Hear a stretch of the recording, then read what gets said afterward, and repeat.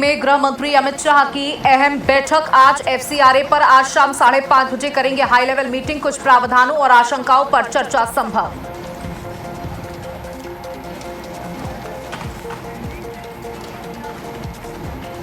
CM योगी की अध्यक्षता में युवा नीति की अहम बैठक। मुख्यमंत्री आवास पर होगी हाई लेवल मीटिंग। रोजगार, कौशल और स्टार्टअप पर हो सकता है बड़ा ऐलान।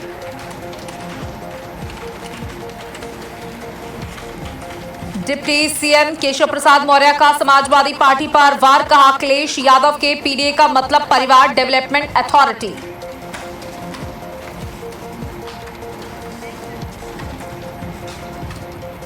अतीक अहमद के छोटे बेटे अबान की रोड एक्सीडेंट में मौत हुई। जेल में बंद भाई से मिलने जा रहा था अबान। झांसी के थाना पुंछ क्षेत्र में हुआ हादसा। देश भर में मूसलाधार बारिश की मार। असम, गुजरात बाढ़ की चपेट में। पहाड़ी इलाकों में लैंडस्लाइड। दिल्ली एनसीआर में कई जगह जलभराव के कारण जाम।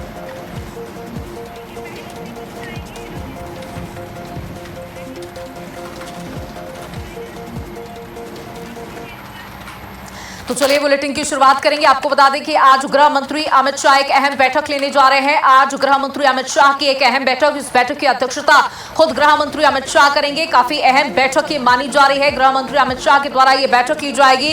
एफसीआरए पर आज शाम 5:30 बजे अहम बैठक करेंगे गृह मंत्री अमित शाह। अल्पसंख्यक समुदाय के प्रतिनिधियों की होगी ये बैठक।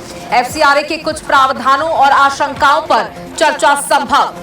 ये बड़ी जानकारी आपको दे दी जाए। आज गृह मंत्री अमित शाह इस बैठक की अध्यक्षता करने जा रहे हैं। एफसीआरए पर आज शाम 5:30 बजे करेंगे अहम बैठक। अल्पसंख्यक समुदाय के प्रतिनिधियों की होगी ये बैठक। एफसीआरए के कुछ प्रावधानों और आशंकाओं पर चर्चा होगी। ये बड़ी जानकारी आपको दे दे, जहां गृह मंत्री अमित शाह आज शाम 5:30 बजे बैठक करने जा रहे हैं।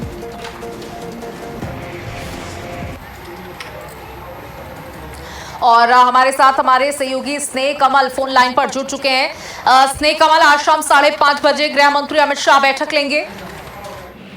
जी बिल्कुल, जिस तरह से जो है संसद में आज जो है एफसीआरए बिल यानी विदेशी अनुदान विनिमय अधिनियम को लेकर जो संशोधन विधेयक पेश हो रहा था, उसको लेकर जो तमाम विदेशी संस्थाएं या एनजीओ के खिलाफ है, उन्होंने कहा कि स्पष्ट रूप से जिस शख्स जो विदेशों से खरीदा जाता है भारत के अल्पसंख्यक संस्थानों को, उसको लेकर सरकार उन पर नकेल कसने जा रही है। जिसको लेकर जो है तमाम जो अल्पसंख्यक समुदाय के लोग हैं, कैथोलिक चर्च के बिशप ईसाई नेता है, आज उनका एक जो प्रतिनिधिमंडल गृहमंत्री अमित शाह से मुलाकात करेगा। क्योंकि एफसीआरए की अगर बात करें, फॉरेन कंट्रीब्यूशन रेगुलेशन एक्ट की अगर बात करें, अभी 2 दिन पहले ही अमेरिकी राष्ट्रपति डोनाल्ड ट्रंप के करीबी सांसद ने भी कहा था कि अगर भारत सरकार ये एफसीआरए बिल लाती संशोधन करती है तो उससे अमेरिका और भारत के संबंध भी खराब होंगे।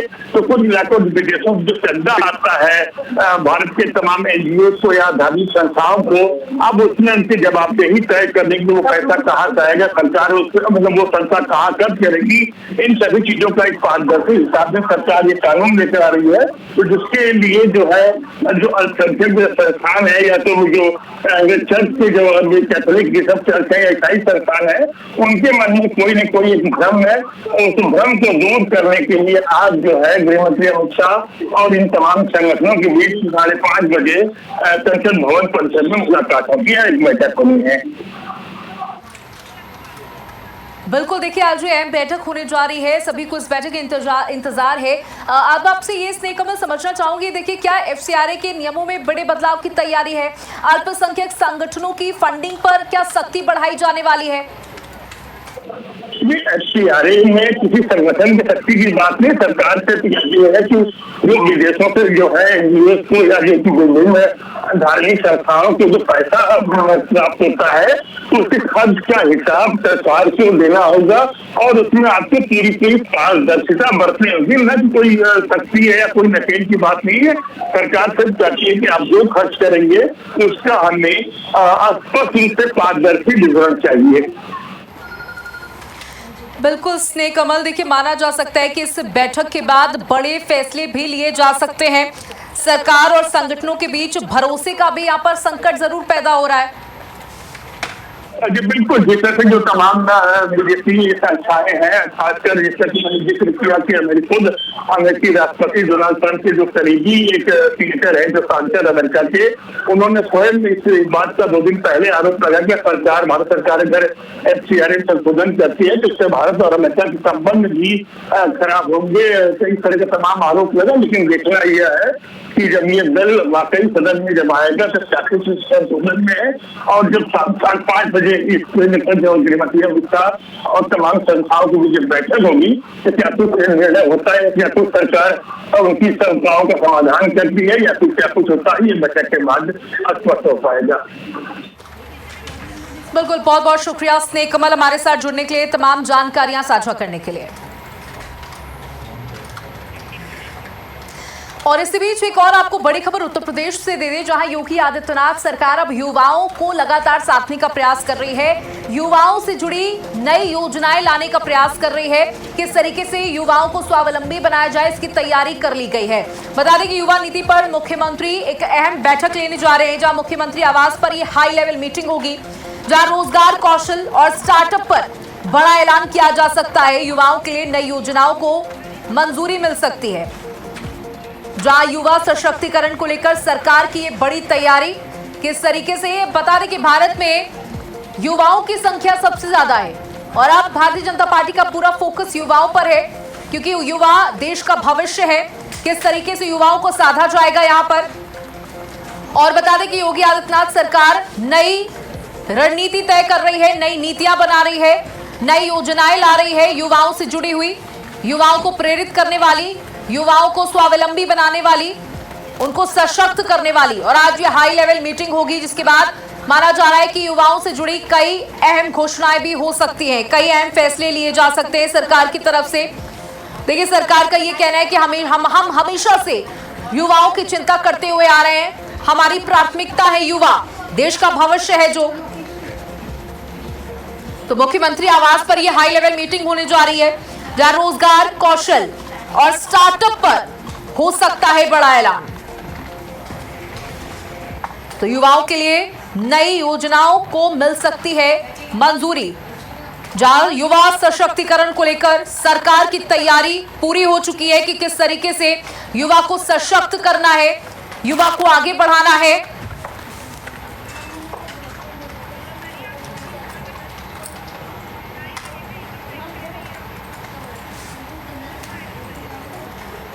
तो बता दें कि युवाओं को सशक्त बनाना है, युवाओं को स्वावलंबी बनाना है, इसके लिए सरकार का प्रयास लगातार जारी है। और आज ये हाई लेवल मीटिंग होने जा रही है मुख्यमंत्री के आवास पर, और हमारे साथ हमारे सहयोगी रमन जुड़ चुके हैं। रमन, देखिए, आज मुख्यमंत्री के आवास पर यह हाई लेवल मीटिंग होने जा रही है कि किस तरीके से युवाओं को स्वावलंबी बनाना है। बिल्कुल, आपको बता दें कि जिस तरीके से न सिर्फ उत्तर प्रदेश बल्कि देश में लगातार युवा नौकरी का, रोजगार का मुद्दा उठा रहे हैं। 2014 में ही केंद्र में मोदी सरकार और 17 में योगी सरकार बनने के बाद से ही MSME को जिस तरीके से प्रमोट किया गया, कौशल विकास को प्रमोट किया गया, ताकि जो युवा हैं तो वो उनके अंदर स्किल डेवलपमेंट हो और खुद रोजगार भी पाए, दूसरों को रोजगार भी दें। कई हद तक सरकार सफल भी रही, लेकिन उसके वो नतीजे नहीं आए। और आए दिन अब जिस तरीके से सरकारी नौकरी को लेकर मुद्दे खड़े होते रहते हैं, अब मुख्यमंत्री योगी आदित्यनाथ ने इसको लेकर एक फॉर्मूला निकाला। युवा नीति को लेकर आज वो अपने मंत्रियों अधिकारियों के साथ बैठक करेंगे। युवा नीति इसलिए भी खास है क्योंकि इसमें मुख्यमंत्री योगी आदित्यनाथ युवाओं को फोकस योजनाएं लाने वाले हैं। आपको बता दें, युवा सशक्तिकरण के लिए मुख्यमंत्री योगी आदित्यनाथ कई नीतियां लाएंगे, चाहे उसमें स्टार्टअप से जुड़ी योजनाएं हों, जिसमें स्टार्टअप शुरू करने के लिए जो युवाओं को सरकार जिस तरीके से मदद दे पाएगी, चाहे सब्सिडी के तौर पर, अनुदान के तौर पर, लोन के तौर पर, चाहे कौशल विकास की बात हो, कौशल विकास पार्टी का ये फोकस है युवा। और जिस तरीके से अभी प्रोटेस्ट हुए, उसके बाद सरकार ने युवाओं की बात को मानते हुए धर्मेंद्र प्रधान का इस्तीफा दिलाया। उसके बाद साफ तौर पर, चाहे वो प्रधानमंत्री हो, चाहे वो बाकी अन्य मंत्री हो या कई राज्यों के मुख्यमंत्री हो, लगातार युवाओं को समझा रहे हैं, युवाओं को स्वावलंबी बनाने का प्रयास किया जा रहा है। यूपी में 27 में चुनाव भी हैं और बड़ी संख्या में उत्तर प्रदेश में युवा भी मौजूद हैं।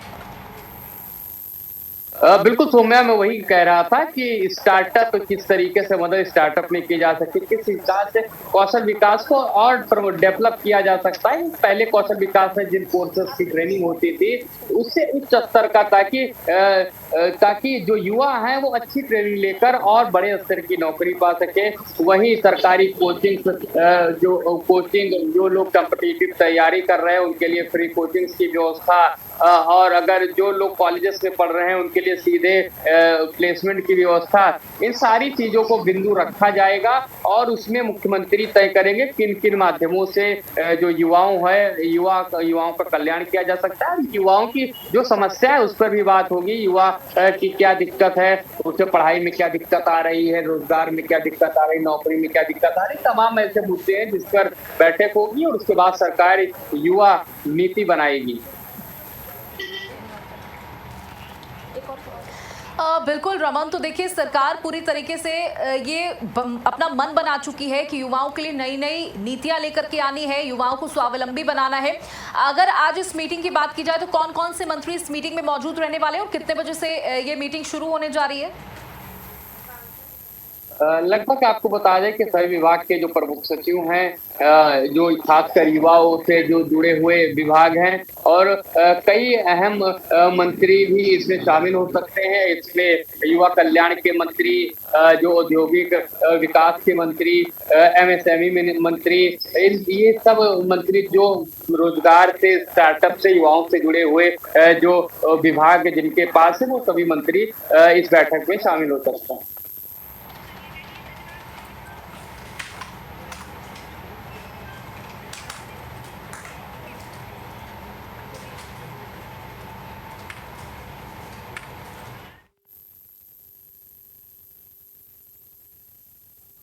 हमारे साथ जुड़ने के लिए, जानकारियां साझा करने के लिए।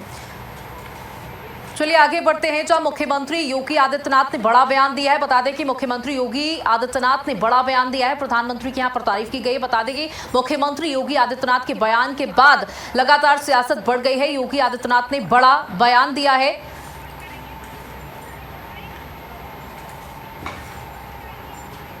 जो बार-बार कहते हैं कि जिसको कांग्रेस और समाजवादी पार्टी ने जिसको पूछा नहीं,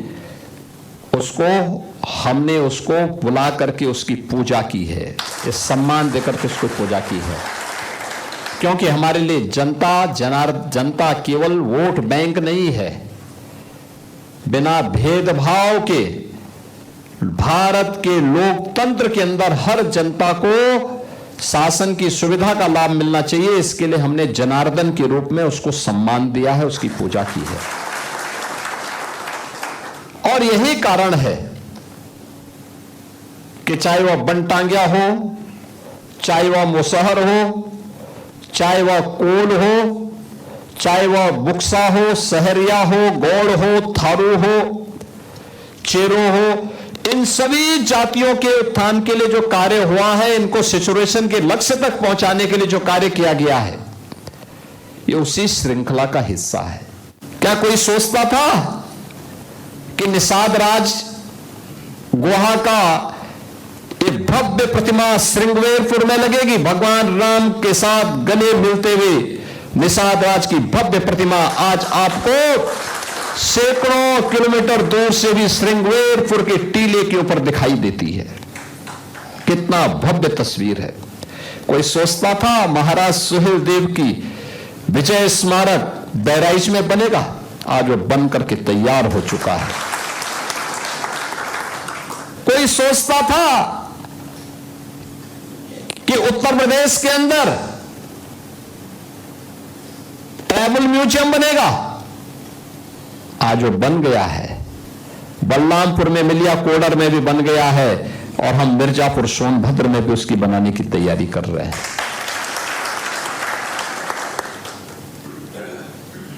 कोई सोचता था इन क्षेत्रों में विश्वविद्यालय बनेंगे? आज आजमगढ़ का विश्वविद्यालय महाराज सुहेलदेव के नाम पर, बहराइच का मेडिकल कॉलेज महाराज सुहेलदेव के नाम पर। कोई सोचता था कि उत्तर प्रदेश में महिला पुलिस बटालियन 3 टीम गठित हुई और तीनों के नाम किसी न किसी वीरांगना के नाम पर। वहीं कैबिनेट मंत्री सुनील शर्मा ने बड़ा बयान दिया है। अखिलेश यादव के ब्राह्मण सम्मेलन को लेकर यह बड़ा बयान दिया गया है। उन्होंने कहा कि इतना तो गिरगिट भी रंग नहीं बदलता होगा जितना अखिलेश यादव बदल रहे हैं। बता दें कि अखिलेश यादव ने अब पी का मतलब सिर्फ पिछड़ा तक सीमित नहीं रखा है। पी का मतलब अखिलेश यादव के हिसाब से पंडित भी है। क्या कुछ कहा कैबिनेट मंत्री ने, भारत अपडेट से बातचीत करते हुए सुनिए। कल समाजवादी पार्टी में पंडित सम्मेलन हुआ और वहां से नारा दिया गया कृष्ण सुदामा की जोड़ी का। हमारे साथ बात करने के लिए भाजपा सरकार में कैबिनेट मंत्री सुनील शर्मा है। सर, कल पंडितों का सम्मेलन हुआ और अखिलेश यादव ने कह दिया कि पीडीए का जो पी है वो पंडित है। पहले वो तय कर लें। ये तो गिरगिट भी बेचारा आत्महत्या कर लेगा उनकी बातें सुन के कि वो कभी उसे पंडित बताएंगे, कभी उसे पिछड़ा बताएंगे। तो ये तो उनको तय करना है। लेकिन मैं इतना ही कह सकता हूँ कि ये ढोंग और ये पाखंड चलने वाला नहीं है। ब्राह्मण को कोई बहका लेगा, ऐसा संभव नहीं। 2022 में अखिलेश यादव ने जब फरसा लगवाया था उस वक्त जय परशुराम की चर्चा हुई थी। इस कल के सम्मेलन में जय परशुराम की जगह कृष्ण सुदामा की जोड़ी की चर्चा हुई। तो ये कैसे बदलाव परशुराम से सुदामा तक का सफर 5 साल में? मैंने बताया ना, गिरगिट से भी ज़्यादा रंग बदलते हैं। और कृष्ण सुदामा के लिए पहले कृष्ण बनना पड़ेगा। और कृष्ण सनातनी थे, राम भक्त थे, धर्म के संस्थापक थे, जिन्होंने सदैव धर्म का विरोध किया हो, सनातन का विरोध किया हो, राम का विरोध किया हो, राम मंदिर का विरोध किया हो, कार सेवकों की निहत्थे कार सेवकों को की हत्याएं कराई हो। वो कैसे कृष्ण बन सकते हैं? क्या भाजपा के कंस अगर अपने आप को कृष्ण कहने लगे तो कंस कृष्ण नहीं हो सकता। क्या भाजपा के कैडर वोट में सेंधमारी की तैयारी है अखिलेश? भाजपा पहले से भी मजबूत है और 2027 में 2017 से अधिक सीट लेकर के हम आएंगे। तो सुना, हमारे साथ बात करने के लिए कैबिनेट मंत्री सुनील शर्मा थे, जिनका साफ कहना है कि अखिलेश यादव को पहले सनातनी बनना पड़ेगा। कृष्ण सनातनी थे, उसके बाद कृष्ण सुदामा की दोस्ती की वो बात करें। कैमरामैन गौरव के साथ सरवन मिश्रा, भारत अपडेट, लखनऊ। अब खबर आपको रायबरेली से देते, जहां एक व्यक्ति ने मंदिर में चोरी करने का आरोप लगाया है। जहां मंदिर में कुछ आभूषण और घंटा चोरी करने का आरोप लगाया गया है और ये शिकायत लेकर वो थाने पहुंचा। बता दें कि थाने में उसने शिकायत की कि मंदिर का घंटा और आभूषण गायब हो गए हैं। तो ये पूरा मामला आपको रायबरेली से बता रहे हैं, जहां रायबरेली में मंदिर से घंटा और आभूषण चोरी की शिकायत लेकर एक पीड़ित भारी बारिश के बीच डीएम कार्यालय पहुंच गया। शिकायतकर्ता अपूर्व शुक्ला ने आरोप लगाया कि गोगांसो स्थित मां संकटा धाम मंदिर से करोड़ों रुपए की संपत्ति गायब कर दी गई। पीड़ित ने मामले में एफआईआर दर्ज कर उच्च स्तरीय जांच की मांग की है। आरोप यह है कि शिकायत के बाद भी अब तक कोई ठोस कार्रवाई नहीं हुई है। प्रशासन से दोषियों पर कार्रवाई की मांग की गई है।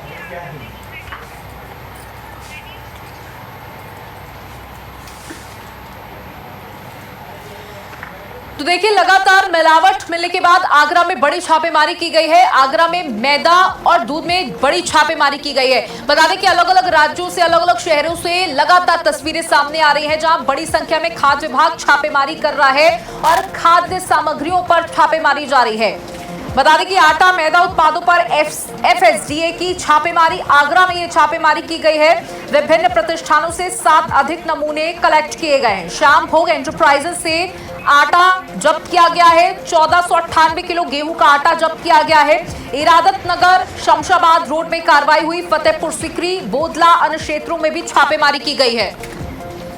तो बता दें, लगातार खाद्य सामग्री में मिलावट के मामले सामने आ रहे हैं और आगरा में भी छापेमारी की गई है। फूड डिपार्टमेंट के द्वारा, खाद्य विभाग के द्वारा छापेमारी की गई है, जहां विभिन्न प्रतिष्ठानों से 7 अधिक नमूने कलेक्ट किए गए हैं। श्याम भोग एंटरप्राइजेस जो नामी दुकान है, वहां से आटा जब्त किया गया है। 1498 किलो गेहूं का आटा जब्त किया गया है और 7 अन्य जगहों से नमूने भी कलेक्ट किए गए हैं। लगातार शिकायत मिलने के बाद ये छापेमारी की गई है। साथ ही आपको बता दें, इस समय अलग अलग राज्यों के अलग अलग शहरों में छापेमारी की जा रही है। कहीं मिलावटी पनीर मिल रहा है तो कहीं मिलावटी दूध मिल रहा है और यहाँ पर मिलावटी गेहूं के आटे को जब्त किया गया है। छापेमारी की गई है। फतेहपुर सीकरी, बोदला अन्य क्षेत्रों में भी छापेमारी की गई है।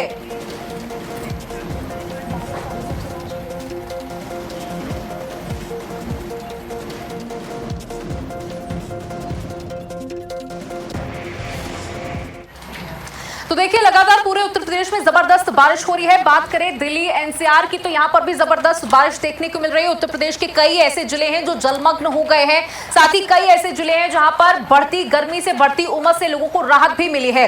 तो ये बड़ी जानकारी आपको देते जहां लगातार मौसम अपना मिजाज बदल रहा है।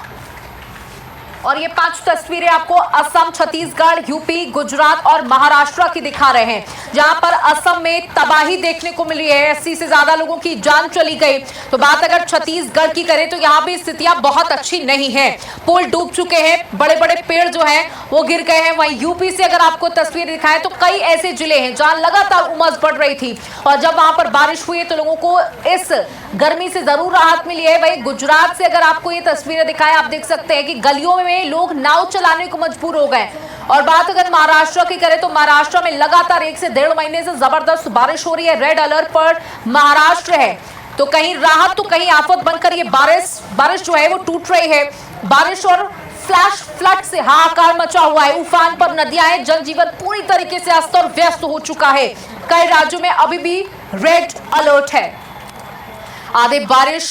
आधे भारत पर बारिश का जबरदस्त वार देखने को मिल रहा है, जहां पर कई ऐसे शहर थे, लोग बारिश की दरकार कर रहे थे, बारिश का इंतजार कर रहे थे कि बारिश उनके शहर में आए, क्योंकि लगातार ह्यूमिडिटी बढ़ रही थी, लगातार उमस बढ़ रही थी। लेकिन कई ऐसे जिले हैं जो जलमग्न हो गए हैं, जहां पर बाढ़ की स्थिति आ गई है। बात अगर सिर्फ उत्तर प्रदेश की करें, बात अगर आसाम की करें तो आसाम में स्थितियां बेहद खराब है।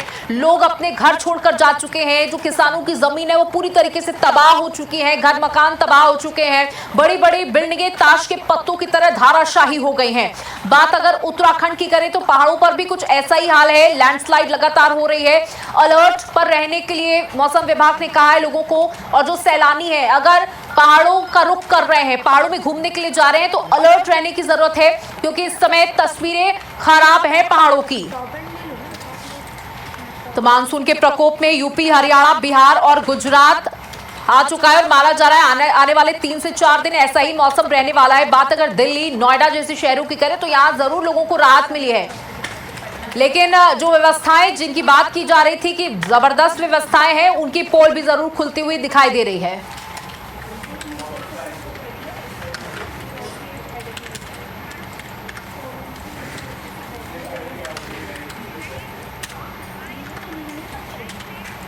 चलिए आपको सीधे पटना लेकर के चलते हैं, जहां सम्राट चौधरी क्या कुछ कह रहे हैं। Everyone signed an MOU today. I also want you came.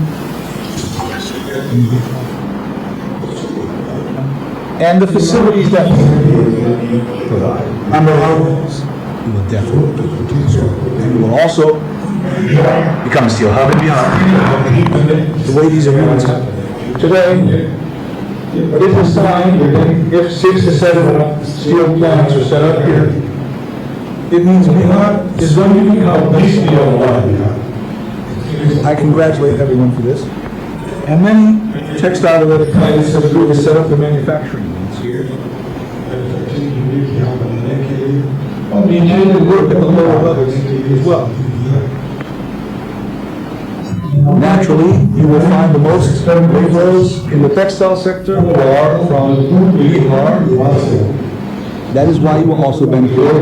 They will also want to work in Bihar at lower rates.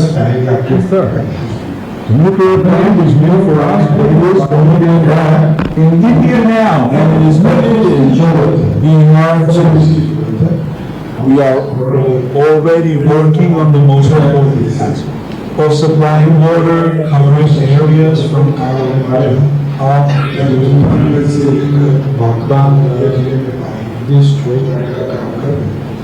As part of this, we have identified sites for nuclear projects as well. In other locations in Rajgir, Arwal sector, and Siwan, whatever consensus you reach, we will transfer in this year, 2026.